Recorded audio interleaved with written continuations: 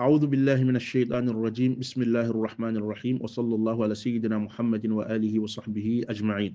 قصيدة إفريقيا.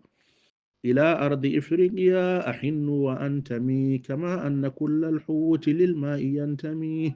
بلاد بها نيضت علي تمائمي، وأول أرض ذاق طيبها فمي. رضيتك أما شمس جوك فتنتي، رياحك أنفاسي بحارك من دمي. أيا خير أرض الله لبك دينتي، نباتك من شعري جبالك أعزمي. هي القارة الأولى تضم 53 قطرا من حديث وأقدم. يعيش بها شتى الشعوب محادة بأربع قارات وأبحر ألقم. مزارع غابات وحوش معادن، وكل الذي يهواه أبناء آدم. أحبكم قومي فلاني وبمبرا، وهوسا وسونينكي منينغا وبردمي. حمى الله أفريقيا بلادي كلما يضر ويؤذي، ثم من سافك الدم.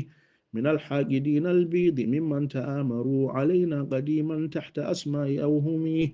دهونا غزاة فترة وتسلدوا على أهلنا سلبا ونهبا لمغنمي. على غرة جاءوا وخانوا عهودهم وعاثوا فسادا، ثم ولوا كقشعم. متى ما رأيت الفار يرقص جهرة على جلد قد فاندب الموت تسلمي. رفضنا خداهم ثم خدناه ضدهم، قتالا عنيفا يخضب البيض بالدم. من الشرق حتى الغرب يا أهل قارتي، تعالوا لنسعى سعية المتحزم.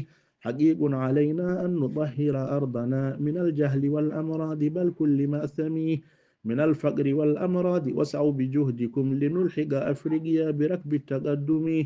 دعوا الحرب واسعوا للسلام وأقبلوا لندرك ما نبغي بحسن التعلم. صلاة من الرحمن يتلو سلامه على من هدانا بين عرب وأعجم. هو السيد المبعوث للخلق رحمة، فبارك عليه يا إلهي وسلمي.